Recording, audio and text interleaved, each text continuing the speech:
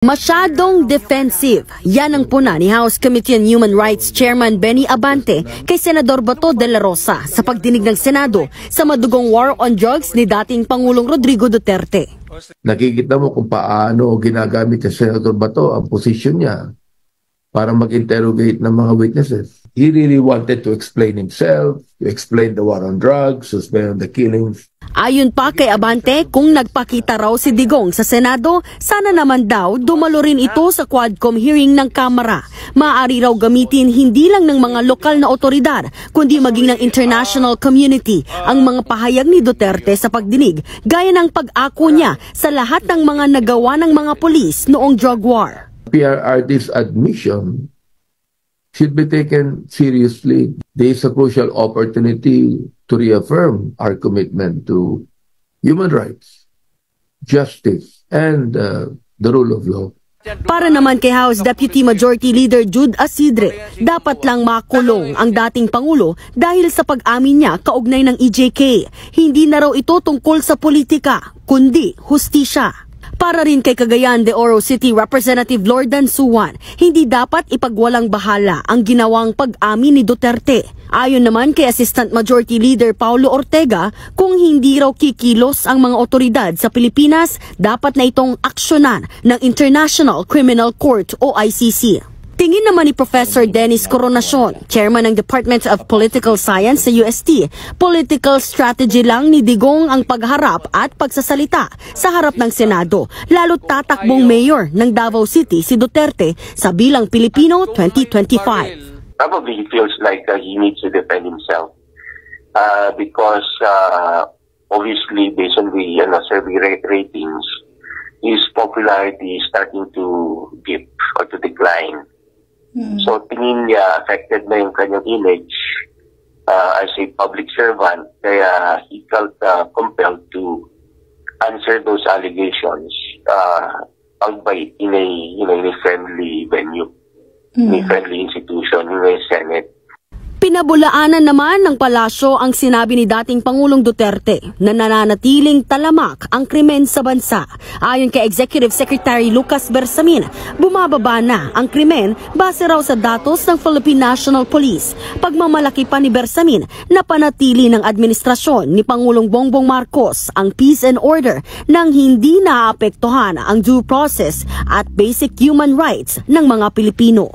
Bakit naman makukulong si Duterte? Kriminal naman yung namatay. Nang laban yung kriminal kaya namatay. Kapag ang pulis nakapatay ng kriminal kasi nanlaban, ipapakulong ang pulis. Pero kapag ang kriminal ang nakapatay ng pulis, wala silang ginagawa. Ano ang pagkakaiba ng drug pusher na yun lang ang kanyang trabaho? Mahirap na tao ito na kumikita sa drugs para makakain sila. Anong pagkakaiba niyan sa pulis na pumapatay din ng drug pusher upang magkaroon ng pera? Anong pagkakaiba? Wala pagkakaiba eh. O, tingnan mo Abante, ang tanda-tanda mo na pero hindi mo alam ang pagkakaiba sa tinatanong mo? Ang pagkakaiba nila kasi ang mga pulis may karapatang pumatay kapag nanlaban ang mga kriminal. May karapatan sila na ipagtanggol ang kanilang mga sarili. Samantalang ang mga adik ay walang karapatan magsyabo. Yan ang pagkakaiba nila. Walang karapatan ang mga kriminal na magsyabo. Walang karapatan na magpakamatay. Wala silang karapatan na pumatay ng pulis. Wala silang karapatan humawak ng barel. Wala silang karapatan na lumaban sa otoridad para ipagtanggol ang kanilang mga syabo. Tapos sasabihin nila, sigurado ka ba na nanlaban? Gunggong ba kayo? Saan ka makakita ng kriminal na walang barel? You're right, wait a minute. Yes, the President raising his hand. Yes, sir.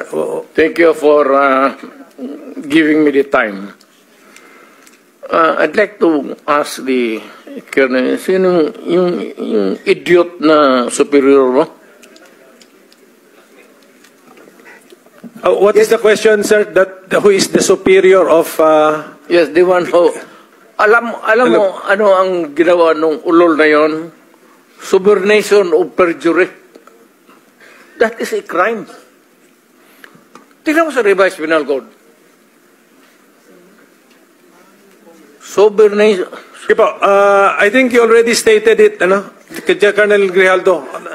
Nasagot na po niya, Mr. President, nasa testimony na po niya. Sige po, can we now proceed? Who has questions for the former President? Mr. Chair, I'd like to make it clear na yung ginawa ng idioto na opisyal mo o classmate mo. Sir, it's not officer, congressman. Congressman ang nagsabi sa kanya. Congressman. Yung idioto na congressman, subornation o perjury yan. He was suggesting, the mere suggestion of what he wants you to do is already a crime. Under the revised penal code, yung inuudyok mo yung tao na mag-execute ng affidavit falsely or making a false narrative, subornation of perjury. Yes, that's a crime under the revised penal code. Yes, sir. Thank you.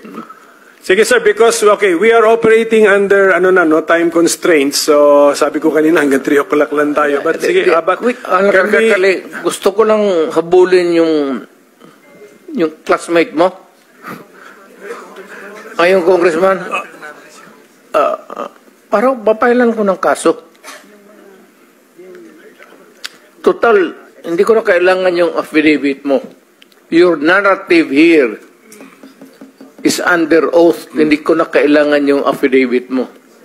All I have to do is to take out your statement, the basis of filing a case of our transcript of records will be available to anyone who will request, Mr. President.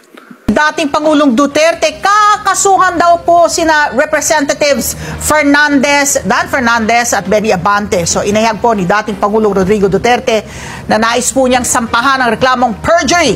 Ito pong dalawang kongresista na sina Santa Rosa City, Laguna Representative Dan Fernandez at Manila 6th District Representative Bienvenido Abante Jr.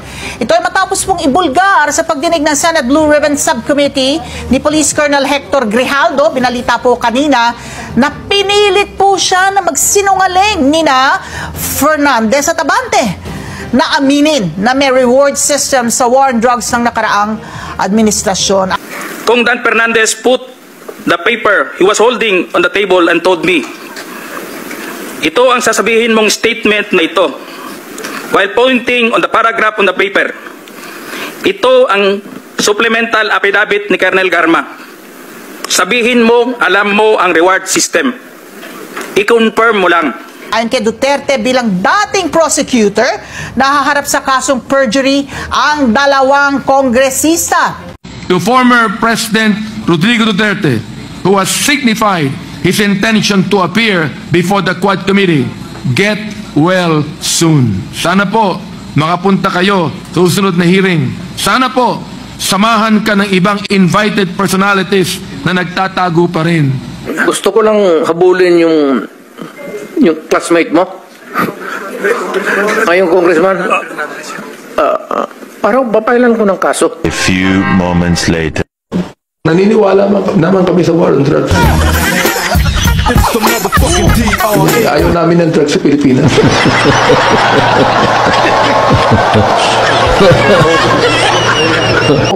Naintindihan ko naman ang kalagayan ng ating Pangulo tulad ni Congressman Fernandez. Yan po namin yan kasi wala nang naging mayor siya. Magulo sa Davao eh. Nung naging mayor siya, talagang sa Davao magulo. Ang daming NPA, ang daming drug pushers. Ginawa niya, nilinis niya. Yun din ang kanyang ginawang template sa buong bansa. Naunawaan ko po ang ating Pangulo tungkol dyan. Wala nang intro-intro! Nandito ako ngayon sa Masbate. Marami sa akin ang nagsasabi. Super DM ang pugi mo na. Pero bakit hindi ka na nagbablog? Hindi ko na makikita. Ang iyong kapugian. Nga! Sabi naman ng iba, Nagiba na yung mukha. Sumikat ka noon, pangit ka pa ngayon. Nag-glow up ka na.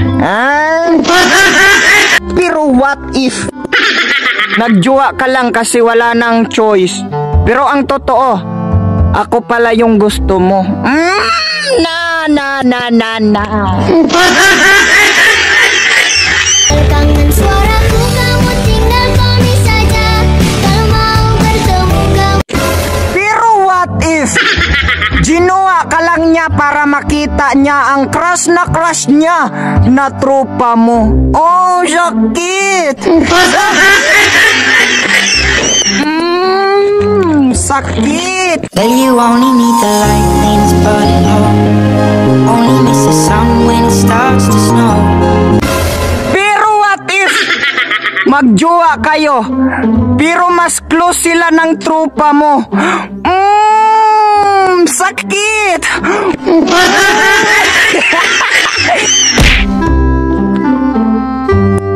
Pero what if hindi kami magkatuluyan ni Ivana? Papayag ka ba na tayo na lang?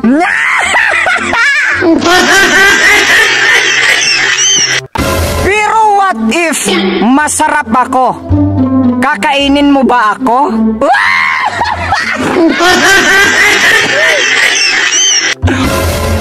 Huy, crush! Hanggat masarap ka pa, magpatikim ka na!